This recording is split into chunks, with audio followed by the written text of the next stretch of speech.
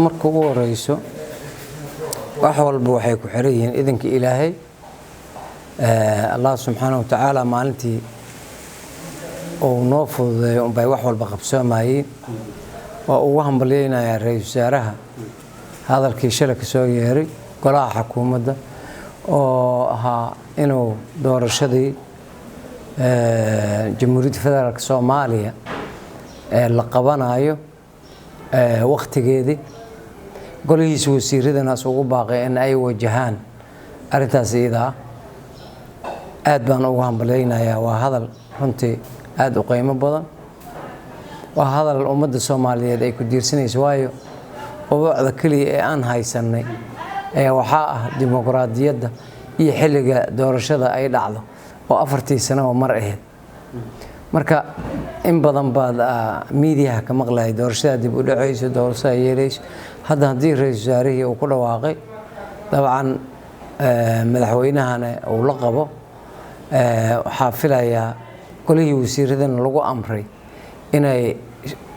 wasaarad walba shaqada ugu aadan ay qabato ilaan iyaga hadda dalka dawladka ayaga ka ah golihii wasiirada wasaarad walbana kaalinta ay ku leedahay inay qabato waa wax runtii aad iyo aad loo filayay wasaaradda arrimaha gudaha ugu banaato wasiirada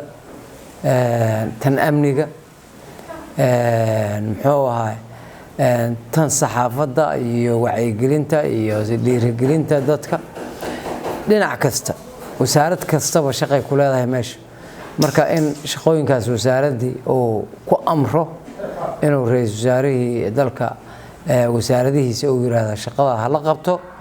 aad ay ummadda Soomaaliyeed u farxad gelisay waana ugu hambaleyna mar labaad iyo mar saddexaad iyo mar afraad laakiin waxaan aniga isleeyahay sharciyadii waa noo dheeyay dad baan waxaan maqlay meelaha dhahayo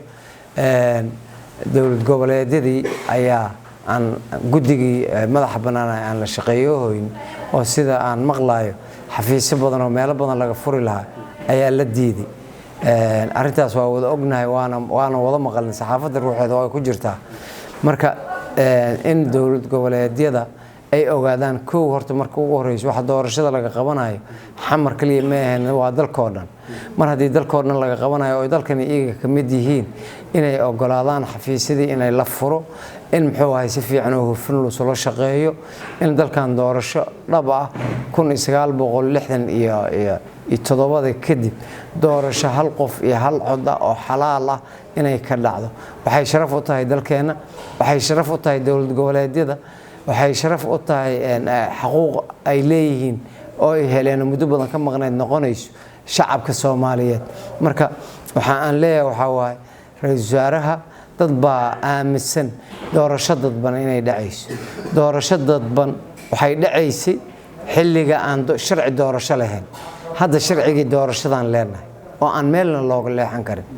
haddii la jibiyo waxay la mid noqonay dastuur la jibiyay noqonay marka sharcigii doorashada lagu kor shaqeeyo muxuu ahaa guddiga madaxa banaanna waxaan ka codsanayaa inay arintaas si mug leh ay ugu qayb qaataan waayo hadda 27 la sugayaa inay warbixintii ay keenaan inay diyaar garoobeen inay saan yihiin inay zaayihiin inay waxa u qabsoomeen waxa soo dhan ina ayaa laga sugayaa marka waxa la rabaa